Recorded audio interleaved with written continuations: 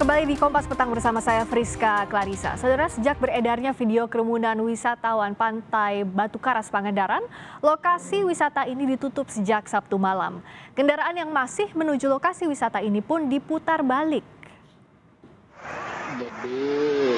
Yang Anda saksikan ini merupakan video kepadatan pantai di Pangandaran, Jawa Barat. Banyaknya pengunjung wisata di kawasan ini menyebabkan jaga jarak sulit dilakukan.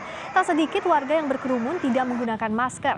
Video kerumunan di objek wisata Pantai Karas tanpa protokol kesehatan ini viral di media sosial.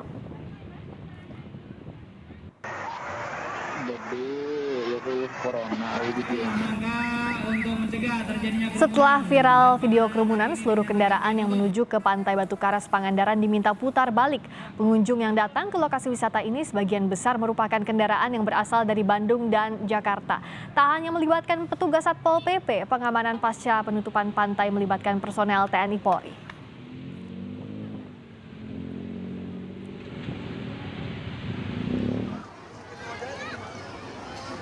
Tak hanya di Pantai Pangandaran, kerumunan pengunjung wisata juga terjadi di Kabupaten Bandung, Jawa Barat. Pemerintah Kabupaten Bandung melakukan penutupan lokasi wisata di 3 kecamatan, di antaranya Kecamatan Pasir Jambu dan Ciwidey, akibat kepadatan pengunjung saat libur Lebaran.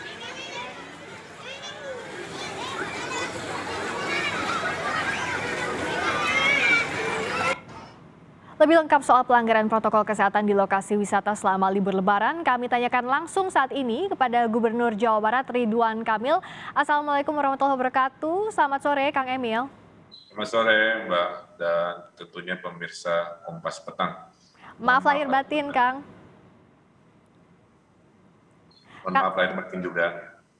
Kang Emil, jadi kalau sejauh ini menurut laporan yang ada, sudah berapa lokasi wisata yang memunculkan kerumunan di wilayah Jawa Barat? Sebenarnya mayoritas itu taat aturan, Mbak. Ya. Satu, sebelum Lebaran juga udah banyak yang kita tutup. Jadi penutupan ini bukan reaksioner, tapi sudah sebelum Lebaran. Karena peraturannya selama zonanya oranye dan merah kan ditutup ya. Kemudian kepada yang buka itu kita sudah mengingatkan kepala daerah untuk menerapkan protokol kesehatan. Nah, pada saat protokol kesehatan ternyata tidak dipatuhi, maka dengan berat hati kita lakukan penutupan seperti yang dilakukan di Pantai Batu Karas Pangandaran, di Ciwidey, dan di beberapa tempat lainnya.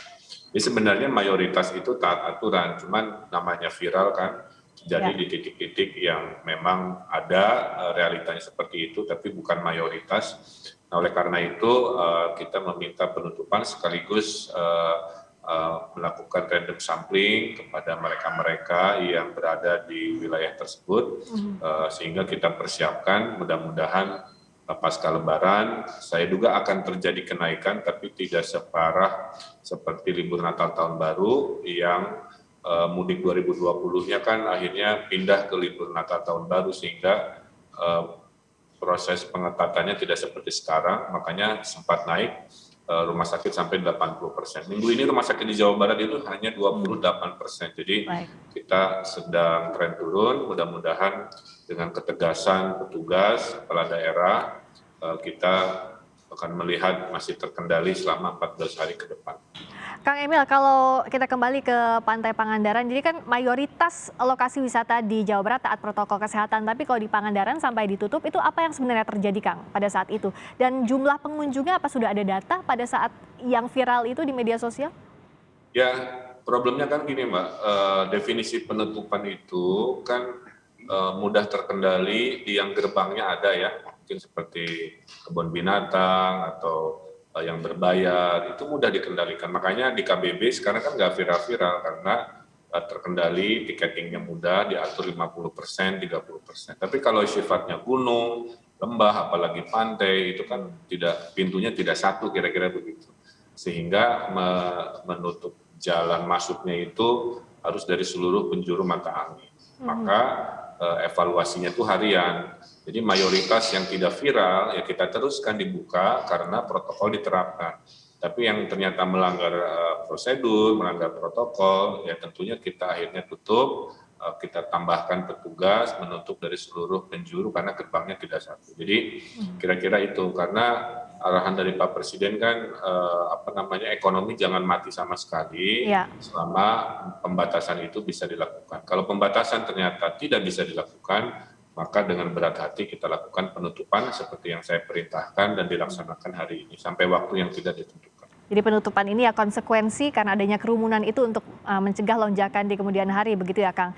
Jadi untuk penutupan aksesnya, apakah sejauh ini sudah berjalan dengan baik menuju ke Pantai Pangandaran misalnya atau lokasi-lokasi lain yang saat ini ditutup di Jawa Barat? Ya, saya sudah perintahkan penutupannya itu jangan terlalu dekat dengan lokasi wisata. Jadi untuk Pantai Pangandaran, penutupannya itu sekitar belasan kilometer sebelum masuk ke Pantai Pangandaran.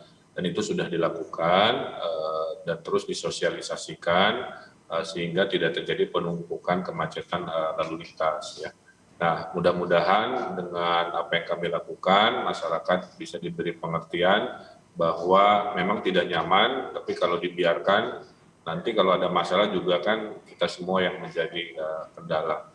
Dan waktu masih panjang, tidak harus ke pantainya saat libur Lebaran, bisa di waktu-waktu mendatang yang nanti diatur dengan jumlah populasi yang lebih dikendalikan.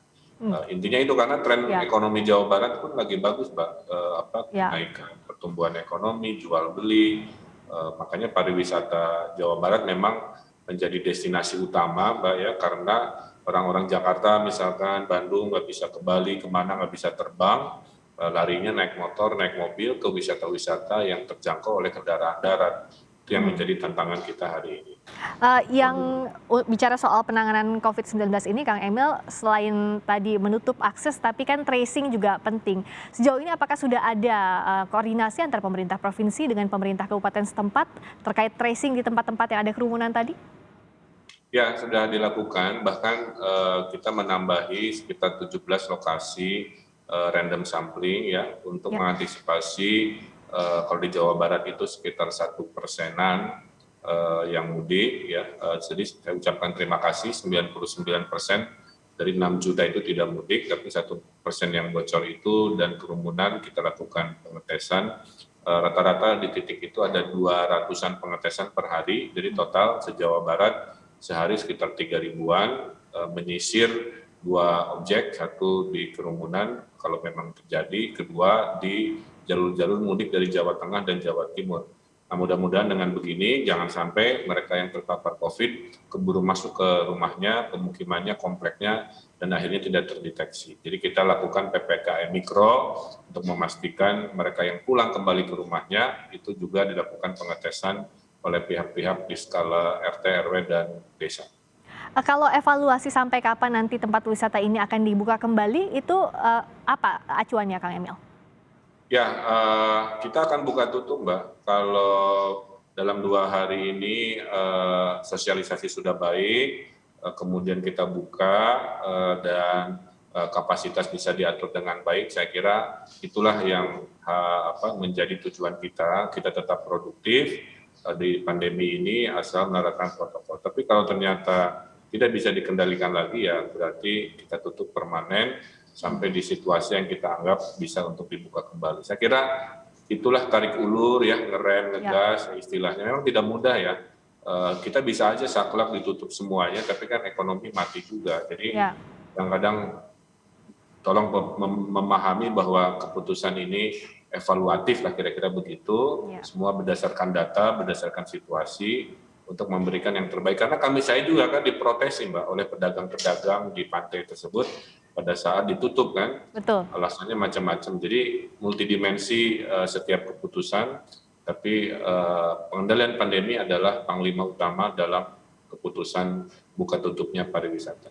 Karena ini kan sifatnya evaluasi secara berkala, artinya komunikasinya juga harus baik ke sebuah pihak, Kang Emil. Misalnya kepada masyarakat sosialisasinya seperti apa, kepada pedagang di sekitar juga seperti apa, agar nyampe gitu informasinya soal buka tutup ini. Ya, itu juga pentingnya Kompas TV terus menyuarakan edukasi ini, karena orang stres makin banyak, orang nggak peduli juga makin banyak, orang marah, viral-viral, marah-marahin di jalanan, ya itu juga rame. Jadi latihan kesabaran, ya hikmah Ramadannya itu kan bulan latihan kesabaran itu namanya Ramadan. Kalau pertandingan kesabarannya ya 11 bulan setelah Ramadan. Mudah-mudahan semua dari kita bisa melatih kesabaran, situasi sulit, semua lagi menjalankan tugas, mudah-mudahan saling memahami, menguatkan dalam situasi seperti ini. Nah, kalau sekarang jelang masuk kembali arus balik ke tempat masing-masing, kalau yang keluar dari Jawa Barat, antisipasinya seperti apa, Kang Emil? Kita lihat kan tadi di laporan sebelumnya ada penyekatan di titik-titik keluar dari Jawa Barat. Nah, evaluasi perharinya seperti apa, Kang Emil? Ya, jadi tes random sampling untuk antigen dan PCR maksimal itu dilakukan di 2 level, Mbak. Satu level di jalanan, kedua level di RT RW di desa-desa yang biasanya menjadi sumber pemudik lah, kira-kira mungkin di seputaran Kota Bogor, Bekasi, Depok, ya. Kemudian Kota Bandung biasanya itu adalah sumber-sumber pemudik ke wilayah seluruh Jawa Barat. Nah, dengan 2 level ini nanti kita monitor. Contoh kemarin kita mengetes sekitar 4 ribuan pemudik ya yang ngotot, itu ada sekitar 20-an positif COVID, kira-kira begitu.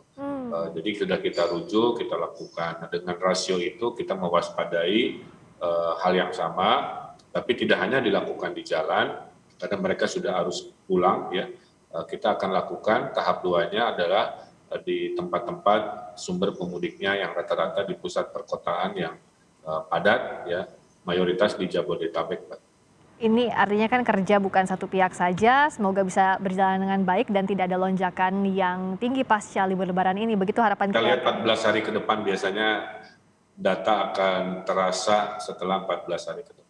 Setelah masa inkubasi selama 2 pekan itu ya, 14 hari. Terima kasih banyak atas waktunya, Kang Emil, Gubernur Sama, Jawa Mbak Barat. Fisya. Ridwan Kamil, sehat selalu.